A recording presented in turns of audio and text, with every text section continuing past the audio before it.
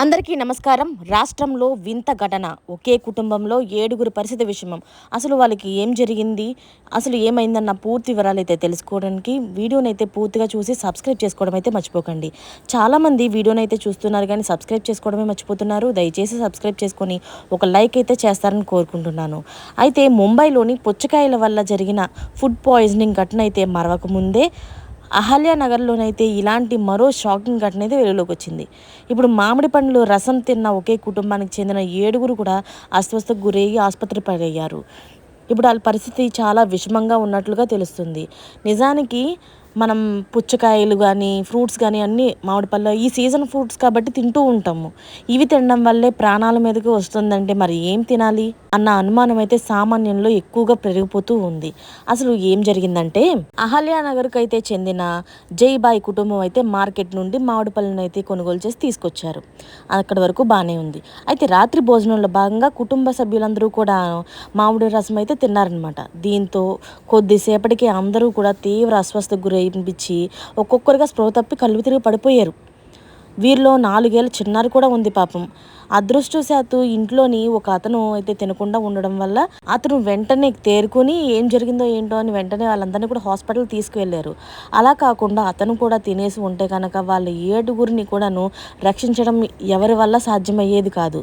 ఇప్పుడు బయట చూస్తుంటే చాలా మంది ఏం చేస్తున్నారంటే బ్యాటరీలు వేసి ముగ్గించేయడాలు, ఇంకా కెమికల్స్ కలిపేయడాలు లాంటివి చేస్తూ ఉన్నారు. అలాంటప్పుడు మనం చాలా జాగ్రత్తగా ఉండి మన ప్రాణాలకైతే హాని కలగకుండా ఎలాగ చేయాలనే దాని మీద దృష్టి అయితే సాధించాలి.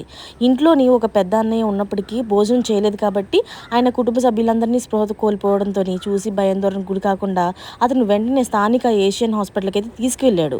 అయితే బాధితులు కూడా ఆసుపత్రిలోని చేర్చినప్పుడు వారి పరిస్థితి చాలా విషమంగా ఉందని, స్పృహలో అసలు లేరని డాక్టర్ సచిన్ పాండే అయితే తెలిపారు. వైద్యుల బృందం ముమ్మర చికిత్స చేయడం వల్ల 3 రోజుల తర్వాత చికిత్స తర్వాత వారు 6గురు కూడా కోలుకుని డిశ్చార్జ్ అయ్యారు. కానీ మరొకరి పరిస్థితి మాత్రం విషమంగా ఉంది ఇప్పటికీ కూడాను. ఇంకా చికిత్స అయితే కొనసాగుతూ ఉంది. ఇది ఫుడ్ పాయిజనింగ్ అనే కేసు అయితే తేలిందనమాట. వైద్యులు స్పష్టం చేశారు.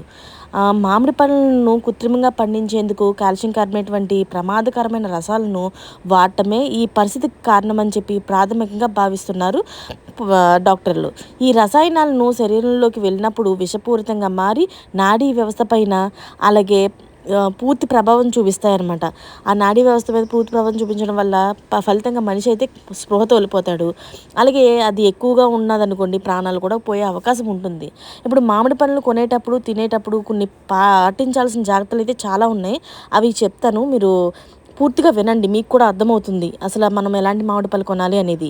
అయితే పూర్తిగా ఒకే రకమైన పసుపు రంగులో ఉండి ఎక్కడ ఆకుపచ్చ లేకుండాను మామిడి పళ్ళు నిగనిగలు ఆడిపోతూ కనబడతాయి అనమాట. అవి చూడగానే మనకు నోరూరిపై కొనేస్తూ ఉంటాం. కానీ అందులోనే రసాయనాలతో పండించేవి అవి కావచ్చు అనమాట. అయితే సహజంగా పండించేవి కొంచెం అస్తవ్యస్తంగా రంగులు ఉంటాయి అనమాట. అంతేగాని ఇలా నిగనిగలాడిపోతూ ఉండవు. అంతేకాకుండా మామిడి పళ్ళను తినడానికి 1-2 గంటల ముందు నీటిలో నానబెట్టి అయితే నానబెట్టండి, అప్పుడే మంచిది. దీనివల్ల పండ్లలోని పైభాగంలో ఉన్న రసాయనాలన్నీ కూడా తొలగిపోతాయి. అంతేకాకుండా పండ్లను నేరుగా కొరుక్కొని తినేయకుండాను శుభ్రంగా కడిగి పైన ఉన్న తొక్కను పూర్తిగా తొలగించి తినండి. అప్పుడే రసాయనాల ప్రభావం తొక్క పైన ఎక్కువగా ఉంటుంది కాబట్టి మన లోపల కొంచెం తక్కువగా ఉండి మనకి ప్రభావం అంతగా ఉండదనమాట.